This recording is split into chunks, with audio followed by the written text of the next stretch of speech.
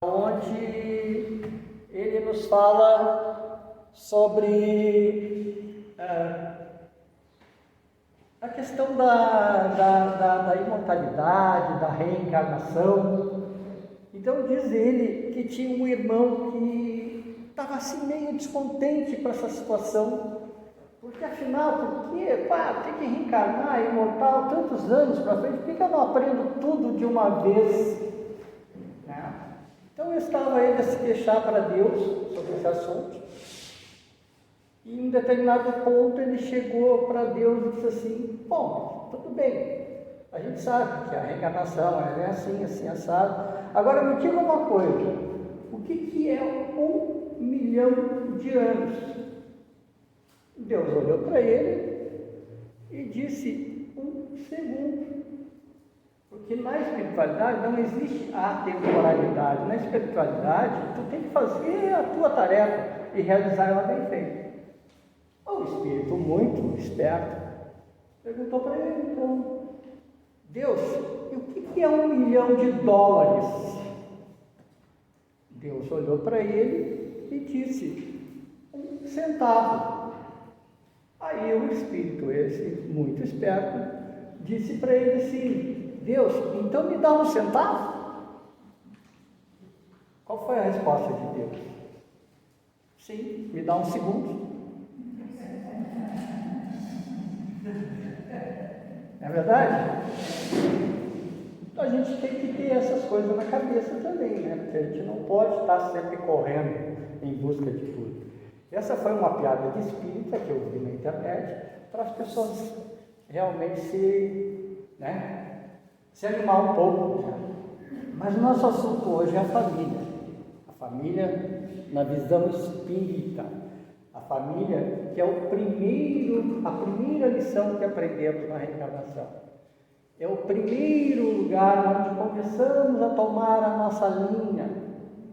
Todos nós temos família, de uma forma ou de outra. O Evangelho que nós vamos tratar aqui, o Livro dos Espíritos, ele foi escrito na segunda parte do século XVIII. Então vejam que de lá para cá, talvez tenha mudado a questão, o conceito de família, pai, mãe, filhos. Hoje a gente sabe que há casais de diversas formas, mas o Espiritismo ele diz que aonde tem o amor é o que vale. Isso cada um tem o seu livre-arbítrio.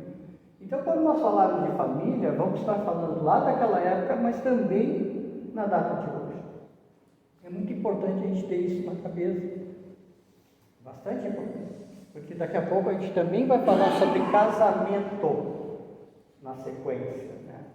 Bom, aí o que a gente tem aqui para ver a questão da família? Aqui mesmo. Então o que nos diz lá? Os que encarnam numa família, sobretudo como parentes próximos, são, as mais das vezes, espíritos simpáticos, ligados por anteriores relações que se expressam por uma afeição recíproca na vida terrena. Mas também pode acontecer que sejam completamente estranhos uns aos outros, esses espíritos, afastados entre si por antipatias igualmente anteriores que se traduzem na Terra por um mútuo antagonismo. Traduzindo, aonde nós nascemos, o núcleo que nós nascemos, ele é basicamente repetitivo. O que pode mudar é o filho voltar como pai, a mãe voltar como filha, enfim, o sobrinho, o primo, aquelas coisas todas, mas o núcleo, ele continua sendo o mesmo, que são das mais às vezes os espíritos simpáticos. Nós vamos ver isso aqui, mas num outro ângulo daqui a pouco. Mas também eles podem ser completamente estranhos, eles podem vir a nascer numa família a nível de prova.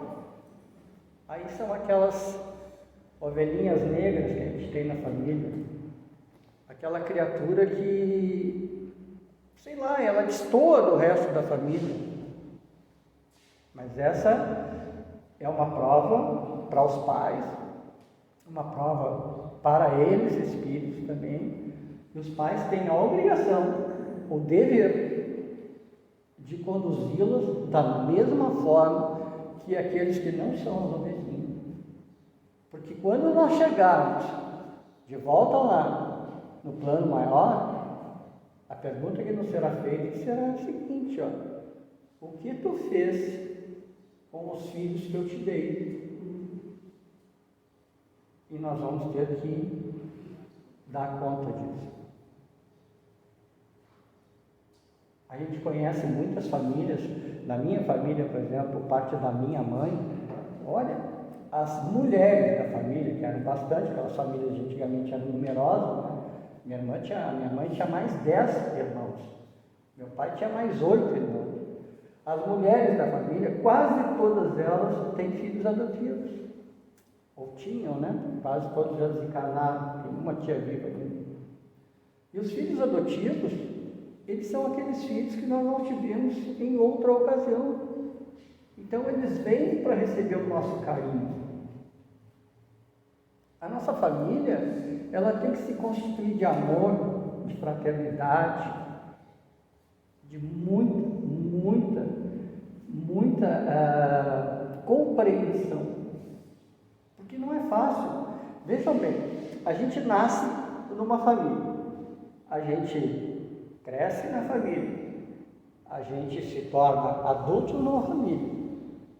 A gente escova os dentes de um jeito, a gente almoça de um jeito, uns no sofá, outros na mesa, não sei o quê, blá, blá. Aí nós vamos lá e casamos com uma mulher ou com um homem que foi criado numa outra família, de uma forma também diferente.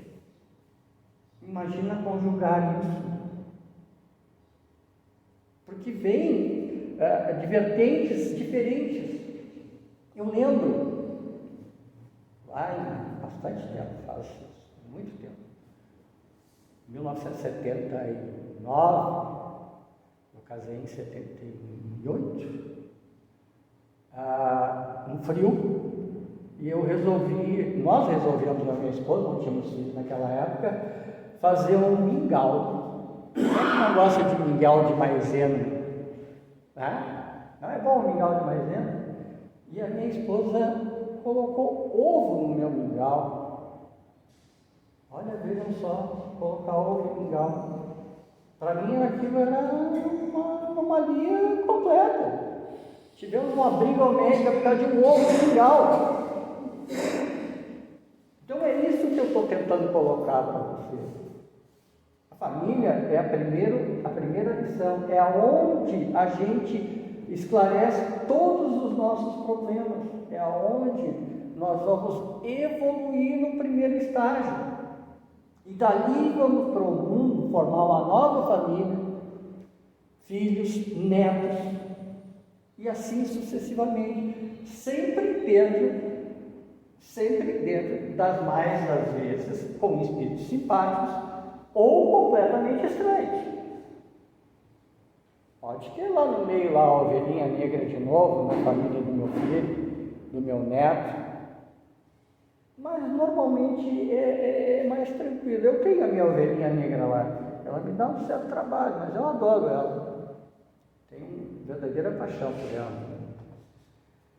Não são os da consanguinidade os verdadeiros laços de família, e sim os da simpatia e da comunhão de ideias, os quais prendem os espíritos, antes, durante e depois de suas encarnações. Segue-se que dois seres nascidos de pais diferentes podem ser mais irmãos pelo espírito do que se fossem pelo sangue. A consanguinidade, ela é gerada a partir do pai e da mãe. A simpatia é o espírito.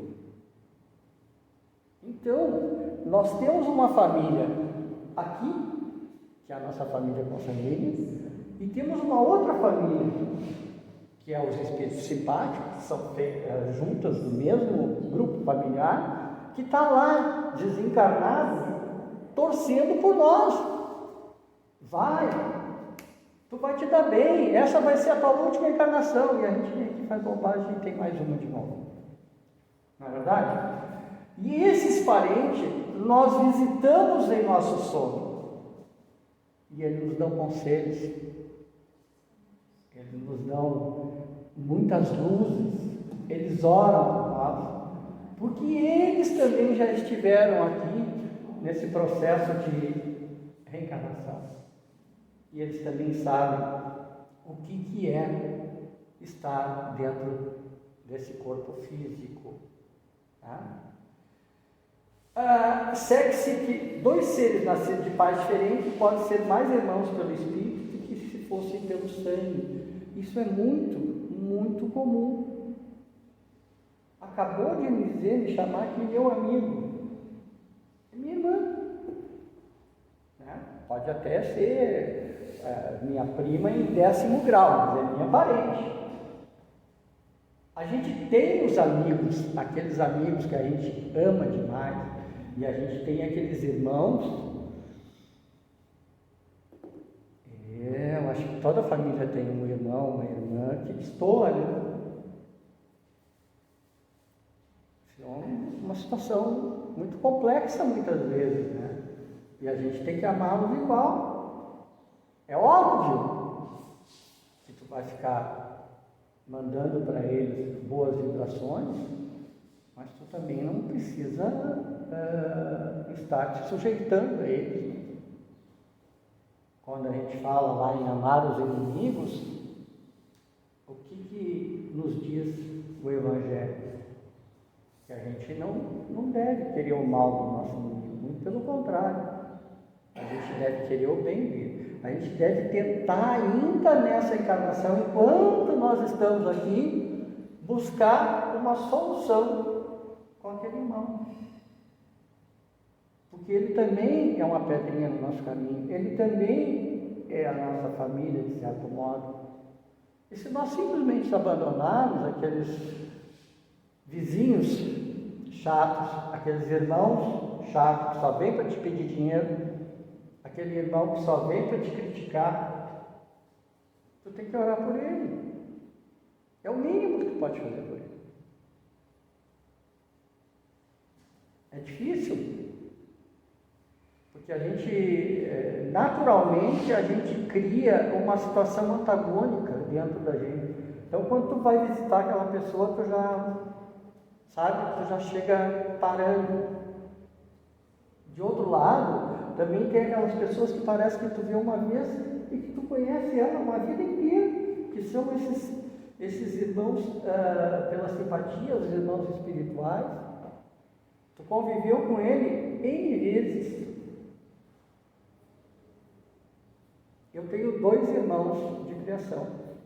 Uma mora na Bahia, já fazem muitos anos, e a outra mora aqui, e o outro mora aqui em Porto Alegre. Esse meu irmão de criação, ele teve um irmão, e eles eram gêmeos,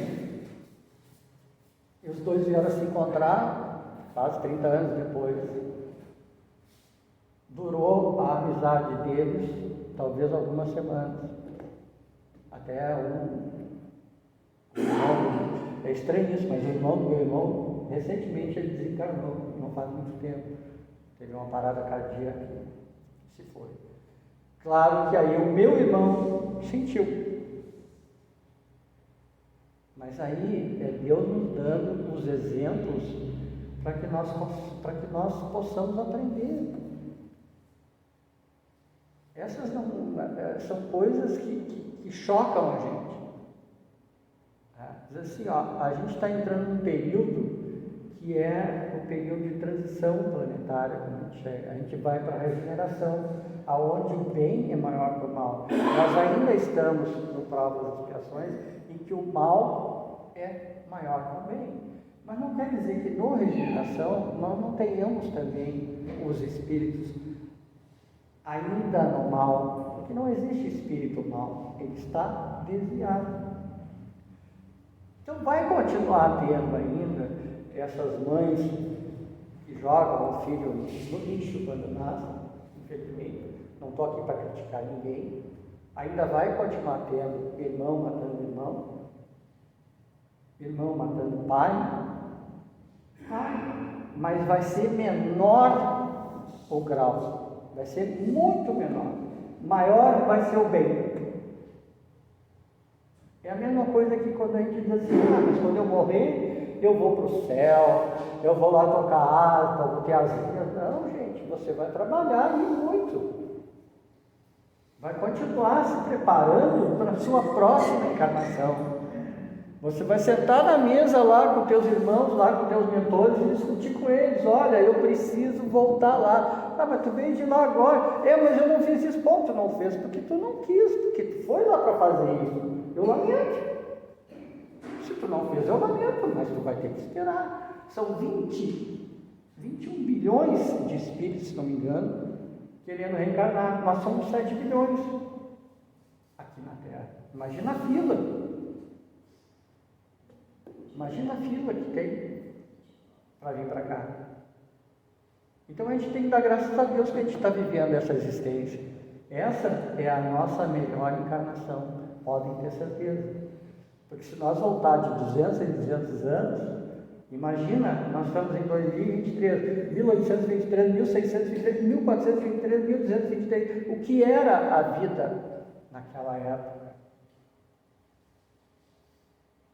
Bem mais dura, mais difícil. Isso nos tornou um pouco mais preguiçosos ao longo do tempo também, mas é a nossa inteligência trabalhando, é a lei natural, o progresso,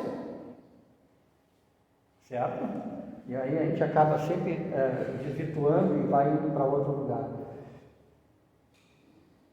Bom, o Livro dos Espíritos, na questão 775, ele pergunta assim, qual seria para a sociedade o resultado do relaxamento dos laços da família?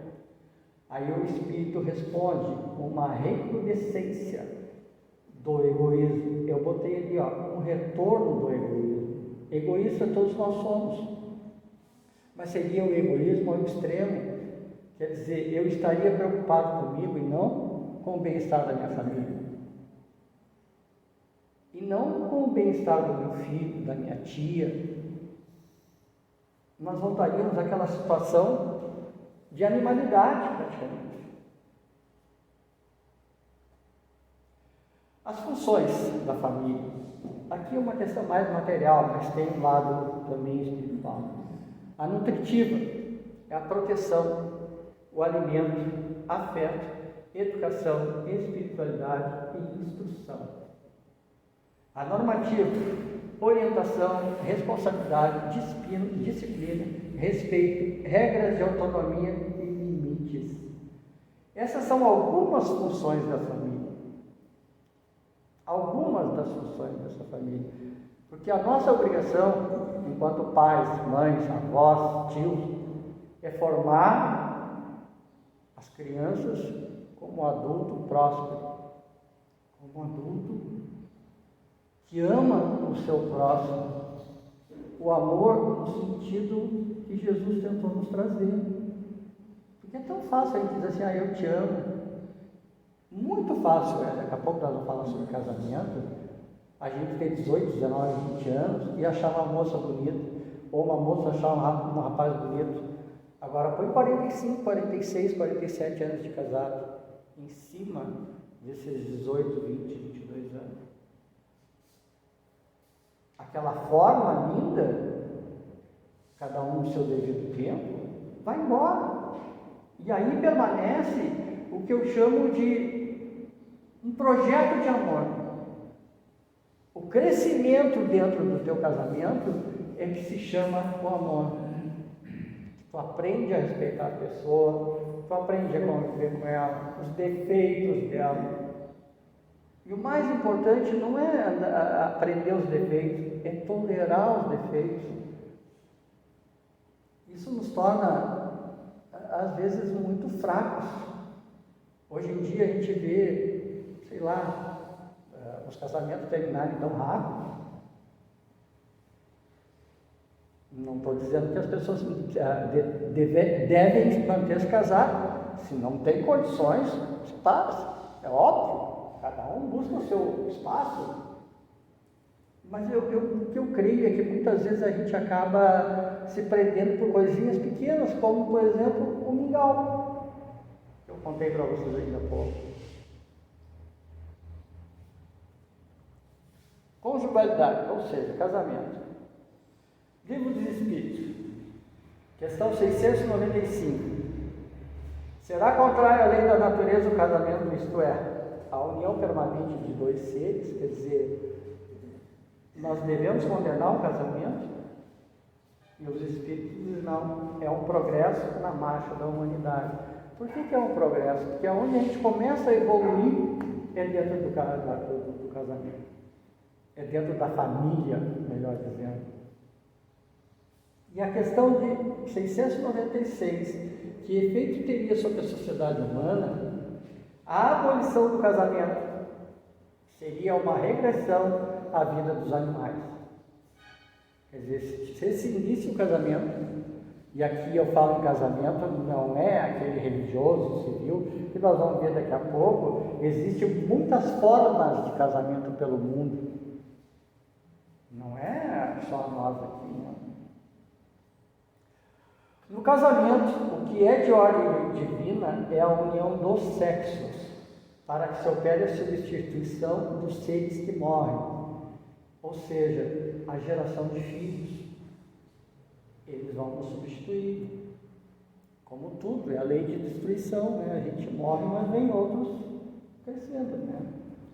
Mas as condições que regulam essa união são de tal modo humanas que não há no mundo inteiro, nem mesmo na cristandade, dois países onde elas sejam absolutamente idênticas. É como eu falei ainda há pouco, no mundo todo é diferente. Lá na Arábia, por exemplo, é comum o casamento com muitas mulheres, desde que pudesse sustentá-lo, algumas tribos africanas, e assim por diante, né? E nenhuma onde não haja com o tempo sofrido mudanças. Daí resulta que, em face da lei civil, o que é legítimo num país em dada época é adultério em outro país e noutra época. Isso pela razão de que a lei civil tem por fim regular os interesses das famílias, interesses que variam segundo os costumes e as necessidades locais. Assim é, por exemplo, que em certos países o casamento religioso é o único legítimo. Noutros é necessário, além desse casamento, civil. Noutros, finalmente, este último meio basta. Quer dizer, ou civil ou religioso, e outros exigem os dois. Certo? Mas na união do sexo, a par da lei divina material comum a todos os seres vivos, há outra lei divina e imutável, como todas as leis de Deus, exclusivamente moral, que é a lei de amor. Quer dizer, há a atração física, mas também há a lei de amor. Quis Deus que os seres se unissem não só pelos laços de carne, mas também pelos da alma, a fim de que a afeição mútua dos esposos se lhes transmitisse aos filhos e que fossem dois, ou seja, um casal, e não um somente, a amá-los, a cuidá-los e deles fazer progredir. Nas condições ordinárias do casamento, a lei de amor é tida em consideração, a lei de amor é considerada nas condições ordinárias do casamento, e eles respondem, de modo nenhum. Não se leva em conta a afeição de dois seres, que por sentimentos recíprocos se atraem um para o outro, visto que as mais das vezes essa afeição é rompida. Que é o que nós falamos ainda há pouco, né? Se o casamento se baseasse na lei de amor, ele não acabaria. É mais em função da atração. Há um amor extremo no início. Aliás, eu costumo dizer que quando a gente conhece uma menina conhece um rapaz, o que existe é paixão. E aquela paixão ardente, que eu não consigo viver sem ti, que não sei o quê. Aí noiva, casa, ou sei lá, de modo que hoje é diferente. E aquela paixão vai apagando. E essa paixão é que dá lugar ao amor. E muitas vezes ela apaga porque não existe o amor. E isso é bem comum. Que nós somos naturalmente, por natureza, seres que não nos contentamos com nada. Nós sempre queremos mais. A gente sempre quer outra coisa. Se tu der 10, eu quero 20. Se tu der 20, eu quero 30. Até o momento que tu pode chegar lá e dizer assim, eu estou satisfeito, mas poxa, mas tu quer, né? Até ter alguma coisinha a mais, eu ia adorar se tivesse. Aí aqui, 2 espécies de afeições, a do corpo e a da alma, acontecendo com frequência, tomar-se uma pela outra, ou seja, há um equívoco na questão da afeição. Quando pura e simpática, a afeição da alma é duradoura, efêmera é a do corpo.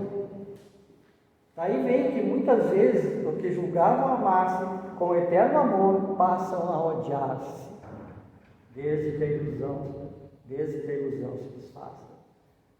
O amor e o ódio são coisas antagônicas, mas elas andam caminhando juntas, sempre, lado a lado. O que é o amor hoje pode ser o ódio amanhã. Diz um ditado, separa-se, que aí tu vai conhecer o teu cônjuge. Não é verdade? Não é um querendo comer o rim do outro? E aí a gente esquece até aquela questão de amar uns aos outros. Foi uma coisa que não deu certo, eu não preciso odiar. Eu posso ser amigo daquela pessoa o resto da minha vida, ela pode me ajudar, eu posso ajudá-la. Enfim, tudo pode acontecer. Mas não, é o meu sentimento de orgulho, como eu já falei outra vez, que foi ferido.